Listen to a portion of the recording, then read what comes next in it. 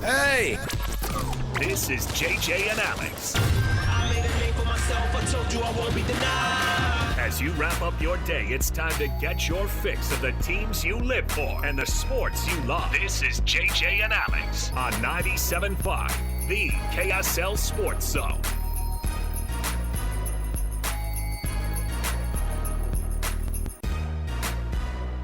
Welcome on in, everybody. Happy Tuesday to you. Thanks for being with us on the program.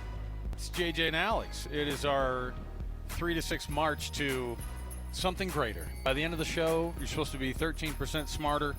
JJ promises to do his 111th today, and that's all I can ask. That's it, though. You know what I mean? You got to do your 111th. I guess if it's radio talk, it's a 50-50. You got to do your 50-50. Well, we got 4 of us today, so you got to do your 25. Am I on? Can you hear me? This is PK. check, everybody. check. Sibilance. Because I always tell DJ and Yak, I said, I just need you guys to do like 1/8. I'll handle the rest. Do your 1/8, DJ. Yeah. Come on. Right. Well, today we're going to ask a little bit more. And I'll tell you, there was I think this is kind of the collective feeling. The collective sigh across the valley was felt over the past 90 minutes as the news started to trickle out, and you saw the reports that Kalani Sitake was going to stay at BYU. A large few from donors, from fans, from probably some of the staff members, maybe some staff members who were like thinking, oh, maybe I would have gotten a raise after. Well, they're getting a raise now, trust me. Well, that's part of the negotiation. Everybody's right? happy today. Start to have conversations a little bit more than just the usual, hey, man, what can we do to get this team a little bit better? Let's have this, that, and the other. I'll tell you, the designs that they have, the literal designs that they have going on down in Provo now, that they're going to boost Kalani up. You're going to see probably an announcement of him getting extended. And to spurn Penn State, joining us at the top of our Big 12 Championship roundtable here from JCW's in American Fork on State Street, DJ and PK, nice enough to roll in. And you guys are going to both be headed down to Provo. There should be quite the jovial attitude, I think, as everybody comes off the practice fields and they don't have to answer these tough questions, right? We had this planned, and by we I mean PK, because you've heard the phrase Michael Jordan and the Jordanaires. He called Hatch and I the Jordanaires one morning. It stuck. So Nice supporting cast. I couldn't do it without him. Yeah. And so he notified the supporting cast that Tuesday would be a great day to go because we saw the schedule that we were here over the weekend. Perfect. And then we're like, well, they're going to be available. We're off at 4:00, and we're already out halfway there. Let's just go down. And little did we know that the news would be breaking in the 2 o'clock hour. And so it's great. But aside from that, I mean, just to talk to some of these guys about the Big 12 title game and the rematch. Yeah, I'm glad we can talk about football now. Yeah, the X's and O's. Honestly, like the X's and O's part. Focus on football. It's so hard to get to a conference title game to not get to talk about the conference title game when you got one of the local teams in the conference title game seems like a massive waste of a story. That's right. It had to end today. I woke up this morning not knowing which direction he was going to go. But I understood that today was going to be the day. And when you think about it, it was going to be logical that today was going to be the day because the news has been out. He's been talking to them for well over a week. I think I heard about it last Wednesday. And so it's like, okay. And you went to the BYU administration. Did you get what you wanted? Did you get what you need? Now make a decision. You can't have two institutions hanging. And I don't think he wanted to do that anyway. He'll probably address it today. And then it'll be football. Then it'll be over. Right. And one institution, by the way, when you're having these, this is what made it so awkward is one institution is like, hey, man, you got a game. You got a coach right now. And I think that there's this old brain that goes, hey, can we do the old Bronco thing where we ask you, hey, why don't you stay with everybody and just give it the old one last coaching try with these guys? It's like, that's no can do in big power football not in this 2025. Level. You can't do it. Maybe some anonymous bowl game. No, you can't do it. You cannot do it. They won't allow those guys to walk in and have that power to be able to sit in front of those coaches, to sit in front of those players, to be able to say, hey, man, I think you'd look great. Hey, BYU changes their colors this week to navy on top and blue and white on the bottom. Oh, why? Well, just to take a look, just to have a look, see what that looks like. No, so the Kalani staying, what does it do for the program overall, though? Because the alternative could have been you were announcing a different coach in the next week or whatever that was going to look like, the mess of whatever that was going to be and how that was going to interrupt the Big 12 game. But let's look at this from a long-term perspective. How does this help BYU be in that conversation more than just being there this year. I think people want to aspire to have that level of where Texas Tech is commitment-wise. So how does this do long-term for BYU to have Kalani there? Well, I think that given the fact that he's beloved and he's most importantly, he's got a staff that he's empowered to do what they need to do, and guys really, really like working for him, and players like playing for him, and you got to have the money. And BYU continues to step up. You know, he was one of the lower-paid coaches. And we just saw Joey McGuire's got an extension. 7 years. And he's going to be making $7-8 million a year. And Texas Tech, obviously, you can argue, sort of has come out of nowhere in the last, just this year. I mean, before this season, the most wins they'd had in over a decade was like 8. And then they go out and they buy these guys, and they're playing by the rules, and they got a really good football team this year and see what they can do. So it sets BYU up. It also ramps up the pressure. Because now it's not, okay, none of these 5 and 7 deals now. We're paying, and anybody, we've all been in this situation, we'll buy something, and as long as we get value out of it, we're okay with it. Mm-hmm. But if we don't get value, it doesn't even matter if it's a smaller purchase or a large purchase. No, it doesn't matter. You hate that. Yeah, you go to place and you pay $50 for a meal.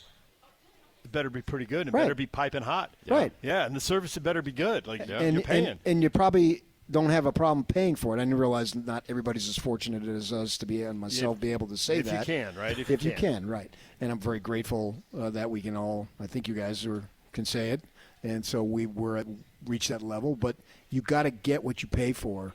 And we'll look at James Franklin. They weren't getting what they paid for. Guy won 13 ball games last year, 11 the year before, and I think the 10 before that. Semifinal. So 3 years of double-digit wins. Yeah, that's the whole ramping up the pressure thing for Kalani. Yeah. If he doesn't want the pressure ramped up, 1, I don't think he can avoid it. 2, if he does want to avoid it, don't even get in a conversation with Penn State.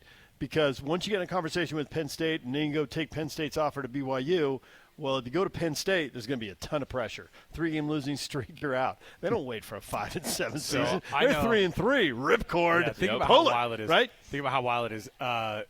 Mitch Harper, we were having this conversation, and he goes, listen to where my life was. I was staked out at the Provo airport on Sunday afternoon. And I said, hey, that was the world. He goes, because we're sitting there and I'm waiting for a plane to come in. I'm looking at tail numbers. I'm asking people. I'm on Federal Aviation websites. I'm looking for logos. Bait guys. I'm looking at, and I said, hey, that's kind of big time, man. I love that kind of stuff. You know, you're out there looking like Fletch at the Provo airport, trying to jump the fence there. Did he get a steak sandwich? And whose bill did he put it on? It was actually Provo too that he flew into. Yeah, better be on the None of that's fun for anybody involved, and the last 24 hours have not been fun for fans, probably not fun for the team. And it was a massive distraction. It was. It was a massive distraction for 24 hours. Kalani tried to say it wasn't yesterday. Okay. No, he said it was a good distraction. It was even worse. He told everybody to focus. And he said it was going to be good for BYU. Okay, but in the 24 hours, it wasn't. I agree with JJ. Players are more savvy than ever. If you think he's going to stay, a guy whose most of his life connections, certainly his adult life, run through Utah, and if you think the boosters are going to pony up, and if you know they're going to pony up for NIL money. Yeah, but they didn't know that at the time. They didn't know, but they had to suspect. We all suspected, but we didn't know. Penn State was enough of a big job, and the number that was floating out there was enough for you to pause and think, could he really do this? And that's called leverage. Absolutely. And that is exactly what Kalani had in this situation. Leverage, PK. Kalani Swedish thing when I had it several years ago. I had it one time. He had it one time. We all seek, everybody that's listening that's in business and all of us seek leverage. I think I talked to you about it. Because there's nothing more valuable. There's nothing more valuable in any business than leverage. And guess who had it in a massive way yesterday? Yeah. Kalani Sitake. And it was the only way he was going to be able to get what he needed to get done. And this wasn't just about him. This is about the assistant coaches. This is about the NIL. You're trying to beat Texas Tech on Saturday. Mm-hmm. You may not do it this year, but what about next year? Right. Year after that? Yeah, right, exactly. You need the resources to be able to do that. 100%. You had to use leverage in this situation and take advantage of it for this 24 hours to get what you needed to do. But now he's got to deliver. And so absolutely. I will bow to your argument about distraction a little bit. Yeah. But the only way to get not the only way, the most likely way to get to this extra $10 to $15 million of NIL that's being reported, 10 to 15 million on top of what they were already paying. The way to get to that was probably through a distraction. So I think 100%. it was early in the week. It didn't drag on for it's not Penn State's 51-day, soon to be 52-day search for a coach. You know what it did? It made the Big 12 championship game press conference more interesting than it's ever been. It was 20 minutes of I think the moderator at one point goes, okay, like because there was a question, it just kept. Yeah, we want to coming. talk about this. This is the story. I know. For 24 hours, that was the story. Now they're fortunate enough that it was Monday, Yes. and typically, because this is essentially it's a game week. It's not a bowl game. It's just another game week, right? It's a 13th game, and Mondays are a lighter day. So it was good that it happened yesterday, and maybe Kalani knew when he said it was a good distraction.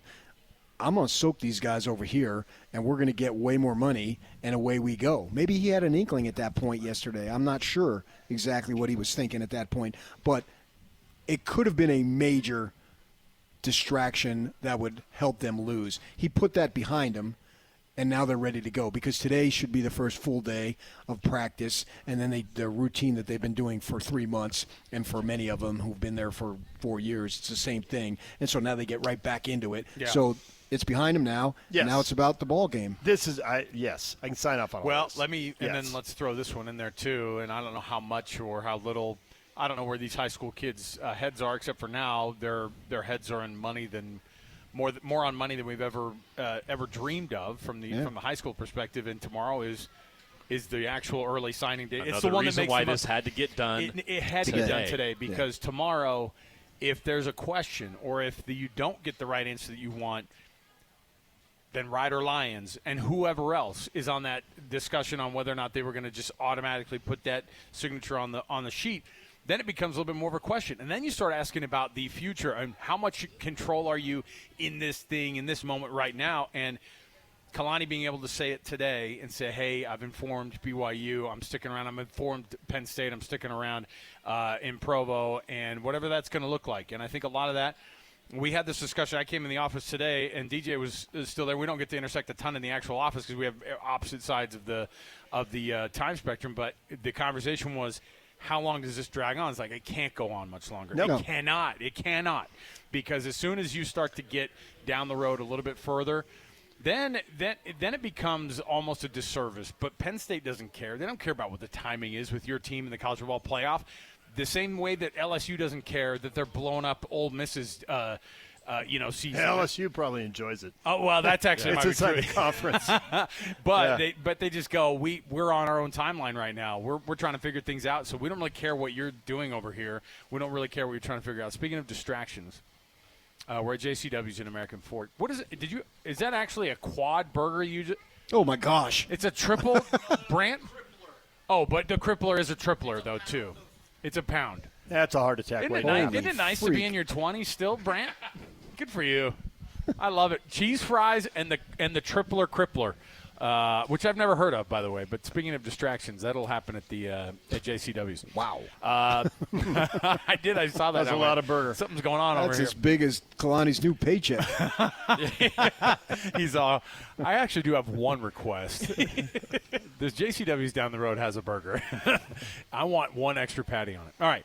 So at Free the end cripplers for a year. At the end of it now, Kalani is signed up for long term, and I think the thing that people were looking at too, from a legacy standpoint, 10 years is like 15 or 20 of like the old years of coaching. I feel agree. like now, and Kalani and the legacy that he has, having been coached by the guy who's got his name on the stadium, and now what does Kalani's long-term goal look like? Is it that he is going to – is this the thing that makes it to where he goes, this is going to be the turning point to where this guy stays at this school for the next 20 years? Man, I'm not going out on that He limb. got a contract extension before the – Right before this. Yeah. That right when Brian Santiago got in, right? Didn't they say we're going to do this? I think it was before it was after last season. Right. So Remember it's- the unprecedented press conference? Yeah. Remember Tom Homo sitting Right. next to him? Yeah. That Unprecedented. was like 22. That wasn't just about and that wasn't just about him. That was about him, and to make sure it's about taking care of the entire staff, Sure. right? And growing the staff. And how quaint is that? It tells you how much this is accelerating, how badly people want to win, how many schools are paying that what was unprecedented then is now inadequate. 4 years later. Right, and Yeah. and if it's like any other sport, like it becomes inadequate again as soon as another contract gets signed. Because we joked 10 years ago this Friday, DJ and I drove down together to cover the Bronco to Virginia press conference. And Tom was there, and it's a public school. It was announced he's going to get like $3.5 million. And Tom said, well, we can't match that. Right. $3.5 million? Jeez. Now that's almost that's like 4 crumble cookies. Coordinators moving into that neighborhood now. Yeah. Oh, Right. Well, not just coordinators, BYU coordinators, which is wild to think. Like, we were talking about this yesterday because that same conversation, because we started, JJ and I started working at KSL around the same time when the conversation was, dude, I heard that they were offering Bronco 700,000, 750 maybe. Yeah. And that was the thing. It was like a 550 or a 700. And he and Kyle kind of go back and forth about that whole conversation. And that was wild because now you look at it and you go, that was unprecedented for BYU, and look where we are now. Yeah, and that that's was only 20 years ago. 20 years ago, yeah. Chris Hill bidding against himself, from 500 to 600 to 700 to keep Kyle from Sure. taking the BYU Yeah. job when Bronco eventually got it.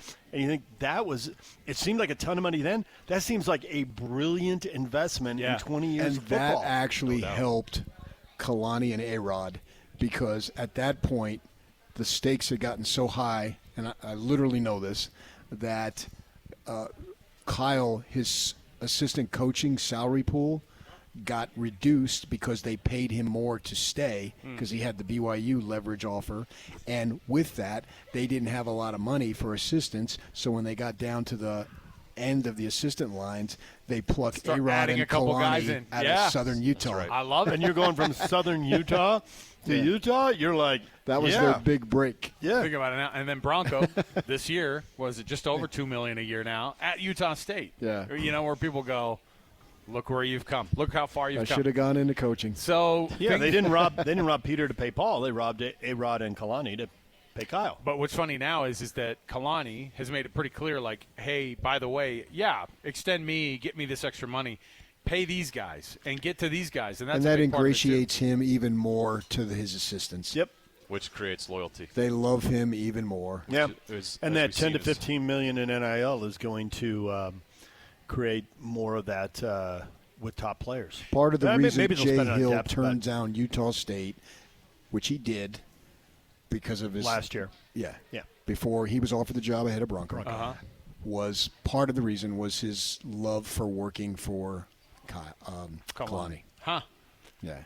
See, and I think that a lot of people look at that and they go, well, is he going to feel spurned now? Or is there a spot where he can't get this job now going forward? But Kalani wants to take care of Maybe everything. not, but he'll have other opportunities he can pursue. And the other thing is, nothing is forever. We're talking Right. unprecedented 4 years ago, and everything changes in 4 years. Like this, in this moment, looks really good, sounds really good, Yeah. should feel really good to BYU fans. But who knows where this is Right, going? the only thing that won't go away is DJ and PK. It'll be at that point the franchise. Look how will many be, coaching staffs you guys have survived. At that point, the franchise will be. You guys won't be involved. It'll still just be two people that they force by contract, and you guys get a little something on the I side. loved covering Bob Aaron and Parsons. Stan. And PK, it's just like a dude and another dude. I'm DJ and PK. Those are our stage names, and we have to pay a 13 cents, 1/8 to every to PK every year. How much of this, and this is kind of a weird conversation, but it definitely comes up in my head. How much of this has been created by a little bit by the standard of what not just Penn State did and what they were doing pursuing, but what basketball has done, time. the attitude that, Oh that my is treated gosh. down there versus now, because there's a feeling of like, hey, you got to kind of get to that level, and that level was already insane. Is some of that the competition Those of what they're coaches looking at BYU, the football coaches, I wrote about this and took a bunch of heat because some people don't want to hear it. They've been irritated or irked or whatever strong verb you want to use since Mark Pope, and they kept showing Mark Pope love, love, love, and then Kevin Young love, love, love. It's like, what about us over here, man? Who butters the who butters the bread? Yeah. And It's football. And I don't Right. think it's just that. I think the list of grievances might be too strong, but it's the word I'm going with. The list of grievances is probably 50 deep. All of that, the PK just said, I'll co-sign all of that. But I think there's also the fundamental coaching principle, like they have the money in their marketplace to go get the number one player in A.J. Devonsa. I mean, look at the NBA mock drafts. Like, they went out and got the guy that every college in America should want. But they got him. Now, over here, does the football team go out and get the number one quarterback recruit? Does football team get the number one pass rusher who disrupts the impact the quarterback has, most right? important positions. And then how about the third most? How about the number one left tackle? Yep. Now, Utah has 2 tackles who are going in the first round of the draft in this portal area, and everybody's tampering to the point no one even seems to care anymore. Like, you've got these guys. You've got 2 disruptive guys down at Texas Tech. The BYU coaches know who those 4 players are, and they can't get any of them. Right. Does that burn a coach who's expected to win, and they're sitting there in the film room on Monday? What am I going to tell the team out of practice Tuesday, Wednesday?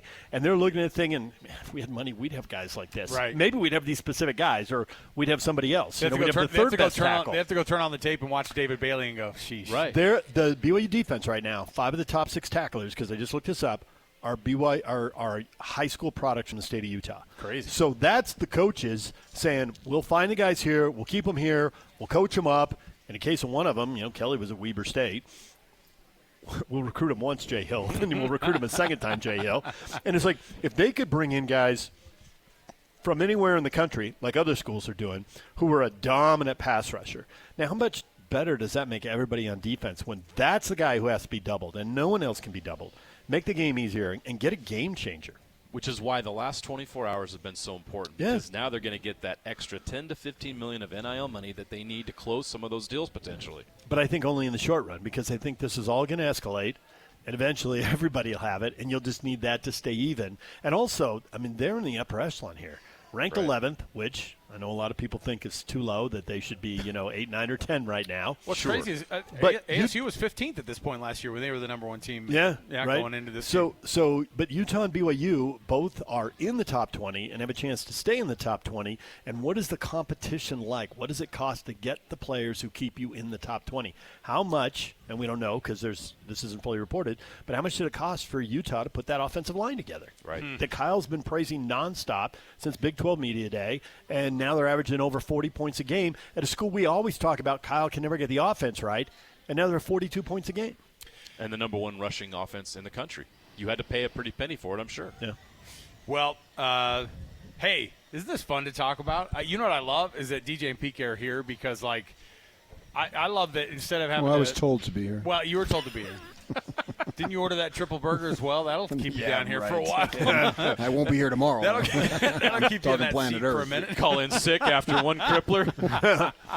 Call in dead after the crippler. That's fine. Hey, we're at JCW's here in American Fork on State Street. We got the TVs up. You know what's going to happen in about T-minus 90 minutes? We're going to see what that college football playoff ranking is going to look like. Now, odds are it's not going to change much. You might see, of course, you're going to see Texas A&M go somewhere. But other than that, whatever that Do they drop is Ole gonna Miss look like. because of the Lane Kiffin situation? I don't No. think you see them drop Ole Miss until the conversation starts to happen in that room next week after the conference championship games happen, because it's on. Hey, I'll bring this up too, because the College Football Playoff Committee has a set of standards that they use. Yes. And allegedly, one of those is supposed to be if coaching changes or big-time players are out, they have to have that conversation. but they already said that they won't have a data point to see what the team looks like without him, so it'll be hard to drop. And it's an SEC school. If it were a Big 12 or ACC school, that'd be an I think easy they drop them. conversation. Now you get to the actual truth there. Well, I don't we'll think see. they're dropping the SEC school. We'll get into that. This portion of the should. show also brought to you by the good folks at Trajan Wealth, TRAJAN Wealth.com. That's TrajanWealth.com for all your trusted local needs in retirement. DJ and PK are going to hang out with us for the rest of this hour as we get you updated. The news is official-ish.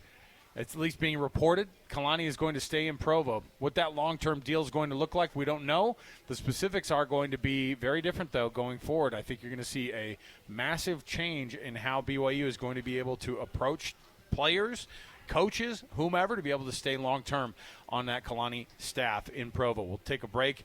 We'll get you covered all the way up till 6 o'clock, through 6 o'clock, because we got a parade of people coming through here. You're going to get Scotty G's going to come hang out with us for a minute, I think, in the next hour as well. You're also going to be, I think Hans is going to come down for that last hour as well. That'll be a great person to be able to jam with as well. College Football Roundtable. It's our Big 12 Championship Roundtable from JCW's and American Forks. Stay with us. It's JJ and Alex, 97.5 the KSL Sports Zone. Let's go! Complete game coverage of the Cougars is right here on the KSL Sports Zone. It's a Big 12 title game showdown for Kalani Sitake and the Cougars as they square off against Texas Tech for a spot in the college football playoff. Exclusive Big 12 title game coverage on the Zone is presented by JCW's, the Burger Boys. Quality and a lot of it. You're locked on to JJ and Alex on 97.5, the KSL Sports Zone. Welcome back, everybody. JJ and Alex, 97.5 the KSL Sports Zone. It's our JCW's Big 12 Roundtable. Championship game getting played this weekend, and the good news is we can talk about this football game, you guys. That's what's exciting about this now. Yeah, we can actually focus on football. I mean, that doesn't mean we're going to because, I still love the Kalani getting this big money, freaking better win Saturday. Here comes the. You know what, PK? That's dialing into the fan like people don't know. That's a level of dialing into the fan because there's an unreasonable fan out there who goes, good, and you better freaking win. That there's part of that. Joey McGuire just got 7 years, so he got more money. So this is what you get for getting to this level, and that's why the price of poker keeps going up. I was actually shocked that it was. And this is crazy to say, Texas Tech, and only $7 million. Oh, 7 years, $7-ish million that he's going to be getting. But this is also a guy who is reaping the benefits of NIL money to a level that no one has ever seen in this conference before, and he recognizes that. And what did he say at the press conference yesterday? Man, I'm a Texan. This is the only thing I know, and I love this institution. You get the vibe. That guy has set the standard for how to win at a place like that. I think he wants to win at Texas Tech for a long, long time. And I think BYU fans are hoping that Kalani wants to win in Provo for a long, long time. Well, I didn't make all these donations to the Cougar Club to get beat by 25. Are you a bronze level guy now? Good for you. I'm glad. No, I'm gold. Oh, sorry. Is that what it is now? I don't know if it's a color. Ever since we came over to Bonneville. you automatically got up to that gold level. Good for you. DJ and PK nice enough to hang out this hour. It's a good hour to come in because we found out about an hour ago that this was going to happen. DJ rolling with the All-American burger, by the way, and fries. That's a classic. Choice. Yeah. Coming right to the top of the menu. Yeah, it is the classic. Well, it's just the appetizer, though. Before you guys go down to the press conference, and BYU feeds you down there too. Well, you got to walk out of here with a shake too. Oh yeah, for sure. I know if it's a top shake, why not? Brant is still just impressing us with this 3-level burger that I've never seen before. He's been eating it for 20 minutes. And I'll tell you too. Well, and Brant and Dave are taking care of us down here. They deserve it. They hooked up all the stuff. We're on the air. That's the least that we could do is get them going on that. So we'll get this thing going. How about from the actual game standpoint? How do you win this football game if you're BYU? How do you win this game down? It felt so out of reach in Lubbock. It felt like there was never a time. Right from the start. Right from the beginning. And it all, the muffed punt didn't help. And I think they had that one defensive stand at the beginning where they had a couple sacks. And I was like, hey, something's going on here. Yeah, as soon as that punt got muffed, it was like, it almost felt like it was over from there. So what changes in this game to make it to where BYU can win this thing in Arlington? Their defense has to play the best defensive game they've played all season. +3 in the turnovers. They've got to come up with turnovers. Yep. +3? Is that all it was? Just no, that's what they need to be to win. No, that's what I'm saying. Like, is that? Well, no, it's several standard things. It's not like if they got +3, it's a guaranteed win. Yeah. They've got to stifle that offense as much as possible, and then they're going to have to use quick, short throw passing games. They're not going to be able to dominate the line of scrimmage. If Utah couldn't dominate the line of scrimmage, right? Who is? Nobody. Not in this conference. So you left out one thing that you talked about in the break. And throw the ball. I don't want to steal your thunder or your lightning here because I'm just your supporting cast. But during the break, that's only from 6 to 10. You said something in the break. I allow you to blossom. You said something brilliant in the break. You should repeat it. I know, but it was so many things. Which one? The one about the third-string quarterback. Yeah, they've got to find a way to get Morton out. They need to go Sean Payton on these guys and get him. If they can get Morton out because Hammond's gone and the backup. The third stringer. Yeah. Well, who's now the backup? Yeah. He's now the backup, right. He got dinged up against West Virginia. I was watching the end of that game. Was that on Saturday? And so, yeah, I'm not talking cheap shots, but and Utah knocked Morton out of the game. Yeah, they just weren't prepared for the replacement. Yeah, right, and he caught him off guard a little bit there. Well, at one point, Morton was limping against BYU, and I think they were kind of going, we can't go to our third guy against this team. We got to keep this guy in. And I think that's what ended up happening is Morton even limping through it because that defense is so solid and because they had kind of cracked the code on BYU and because L.J. Martin wasn't 100%, and he later even said the confidence wasn't there. Right. What about – he's the number one rusher in the conference. Doing it against this defense is going to be a tall task. Yeah, good. Take shots. Didn't you guys feel that watching that game was in October that BYU didn't take enough shots? Yes. Oh, for sure. Take shots. What do you got to lose? You're not going to drive down the field on them. I don't think you're going to beat them off the snap 10 times in a row while you drive 80 yards. Right. Yeah.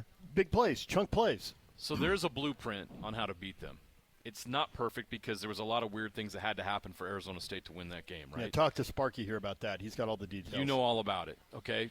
Baron Morton didn't play in that game, and the backup quarterback did. He wasn't great. But ball control was important. Is Arizona State won the time of possession battle. They reduced the amount of possessions that offense had, which evened the score a bit. And then they were able to throw the football. Leavitt had over 300 yards passing, I believe, in that game. Oh, statistically, it's by far the most that no one's been able to do that all year against them. So BYU, give it a shot. To win this game is going to have to ask their freshman quarterback and hope that their senior receiver is himself again. Yeah. Chase Roberts has to have a big game. Bear can't be indecisive and unsure about himself in the pocket like he was in the first game. If you watch Bear in that game, and I don't blame him because that front is nasty, he was unsure of himself the whole time. Not because he was unsure about his ability, but he was unsure if he was going to be able to stay alive for more than 2 seconds. Never faced that pressure before. He was way under pressure, and he got skittish with his feet. He was never set and never sure in the pocket. Maybe a second time around he has the confidence. They have got to be able to throw the football against Texas Tech in order to beat them because you're not going to beat them hat on a hat, running the football like BYU has beaten a lot of teams Put some this year. doubt into their minds. They had no doubt. Not one fan in that stadium on that Saturday morning had any doubt who was going to win that game. Put some doubt into them. I do think that was the toughest atmosphere, much tougher than the atmosphere they're going to face here. That had the pregame show there, whipping everybody into a frenzy for 3 hours. It was literally in their stadium. Now they're not going that far. They're going to have a ton of fans there. But that's a huge stadium. At least there'll be room for BYU fans. There were 2 small sections. Now you would think they're going to be at least 5, if not 10,000 BYU fans there. BYU will travel fairly well, considering and their career fans is. in Texas who will be at the game. 100%. So what was funny was and I had some friends who went to that game last year because they bought tickets for that game, and then they were like, "Oops!" Oh, thinking the Cougs were going to be in. Well, or Utah, or whomever, or not Utah, but just like they were like, "Hey, we're gonna." They live in Texas, and they're like, "I think this is going to be a good matchup," and then it ended up not being who they wanted, and so it was a ghost town at AT&T Stadium. I mean, from Arizona State fans were pumped. Iowa State fans did not show up for that game, and the team didn't either, obviously. I mean, it was a dog of a game. It was 45. Few of my ex-wives showed up because all my exes live in Texas. I was waiting for that one to come through. As a guy who was born there, I could sing that song way too well. But I will say that this feels like a better game, but at the same time, it feels like it could also turn into what last year was, which was a team that going into this game, you felt like – before the game even kicked off, it was ASU's game. Iowa State had nothing on that Arizona State team going into that game last year in Arlington, and it played out immediately from the get-go. And so you've got to be able to show up first quarter. You got to be able to have it, and you got to keep it close. And then no mistakes, no drop passes. And then you get them rattled a little bit because the game gets kind of close, which they just didn't have close games this year, except for that Arizona State game, which ended up being their only loss of the year. And so they beat the heck out of everybody in conference play. Everybody. There wasn't really a close. Kansas State had a half where they stuck with them for a minute. and then they ended up blowing them out then in the second half too. But every conference game was an absolute disaster against anybody who was playing Texas Tech this year. Utah played them really good for 3 quarters. They did. It was a 3-point game with 10 minutes to go. Yeah. It was 3 scores. Bang, But your bang, point's bang. valid. There was not a lot of Texas Tech did not face a lot of adversity from their opponents this season. But that goes back to what you said at the start, JJ, that what's going to happen? Well, Texas Tech is the best team in the league. Yep. They spent the most money in the league. They spent it wisely. They've got good players, and they don't play like an all-star team. They play like a team. They play like talented players have been well coached. So maybe you get an A- effort out of them instead of the A+ that you saw in Lubbock. I don't think they're going to be terrible, but maybe they won't be that sharp. And maybe PK's right. Maybe they look at that Arizona State tape and think, hey, let's try to control the ball with the short passing game, and let's take some more shots because we're not going to be able to stack 10 and 12 plays drives on top of each other. Well, you got to get the ball. I mean, BYU couldn't even get the ball past the 50 in that first game. I mean, it was pure domination. Yeah, right. And they made mistakes, and then they got tight. 29-7 the first go around. Yeah. And then eventually the defense gives up. yeah. It's like, if we got no shot here, Yeah, it feels like that. we're resigned. Yeah, and they were get worn out. giving up field goals. They were playing well, but they were still giving up points Yeah. because of the field position. Right. Yeah, they were behind the chain, so to speak, from the entire game. Obviously I would bet on Texas Tech. I don't bet, but if I were, I would. Although it's a double-digit favorite, man. It's what would you say? It was 13 and a half Is that what it I is? saw. I don't know what it is You were now. talking about May have that. moved. You talked about that yesterday. Yesterday morning. Massive. It was 13 I and mean, a half. that For a that's conference that's championship lot. game, that's yeah, a lot. That one is by far the two most. top 11 teams. Yeah. Yeah, That's a significant. I do think in the top 25, we tend to think, you just look at the numbers and think, well, they're just one spot back. But I think in the top 25 usually has like 4 tiers. And when you're between 10 and 15, you're probably in the 3rd tier. And it is hard. Utah in both years in the Rose Bowl, I think, was playing up against a team that was in the 2nd tier that was better than them. And Texas Tech is either the 2nd tier or a top tier team. And not only the conference playoffs, but in the tournament last year, we saw a lot of blowouts. There were 2, maybe 3 good games. Yeah. The best one was the ASU-Texas overtime game. And Texas hung with Ohio State and lost right at the end. And maybe there was one other good game mixed in there somewhere I'm forgetting. Maybe one other. There wasn't No. many. There were a lot of blowouts. Boise State embarrassed We were all themselves. complaining about how boring the games were. And in Indiana kind of embarrassed themselves. the 4-team tournament, there were a lot of semifinal blowouts also. So I think you really see these tiers. You think the teams are close when you list them in order, but the top talent has usually come together in a handful of Hey, schools. Chase Roberts guaranteed a win, didn't he? He did.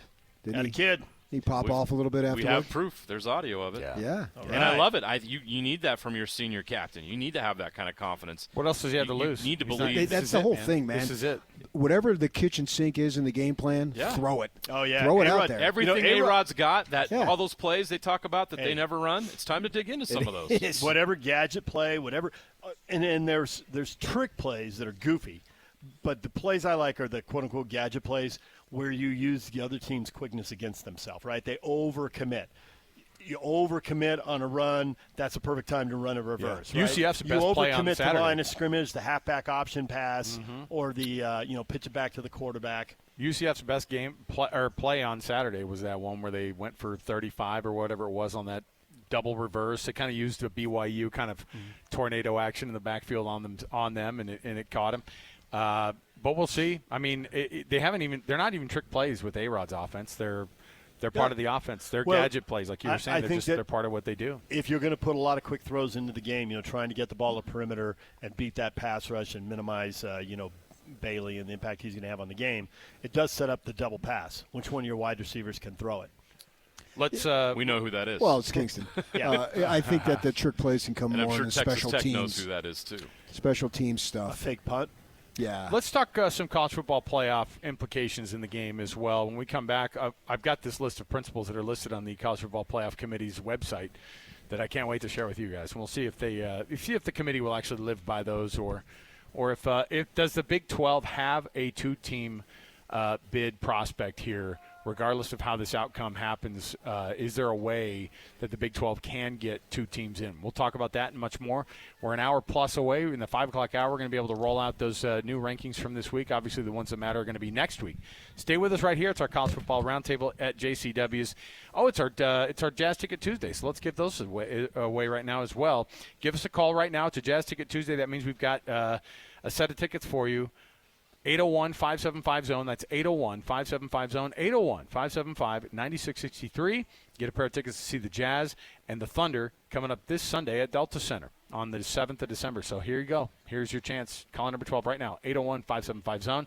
That's 801-575-9663. I want to remind you also, the best blankets and the best gifts ever are from the folks at Minky Couture. Get 50% off right now this season with the promo code ZONE50. Shop online, minkycouture.com, or visit any of the 6 locations. Just mention ZONE50 or use it online and get that 50% off right now. Minky Couture, best gift ever. More to go right here from JCW's in American Fork. Stay with us. 97.5 the KSL Sports Zone. Let's go! Complete game coverage of the Cougars is right here on the KSL Sports Zone. It's a Big 12 title game showdown for Kalani Sitake and the Cougars as they square off against Texas Tech for a spot in the college football playoff. Exclusive Big 12 title game coverage on the Zone is presented by JCW's, the Burger Boys, quality and a lot of it. You're locked on to JJ and Alex on 97.5, the KSL Sports Zone.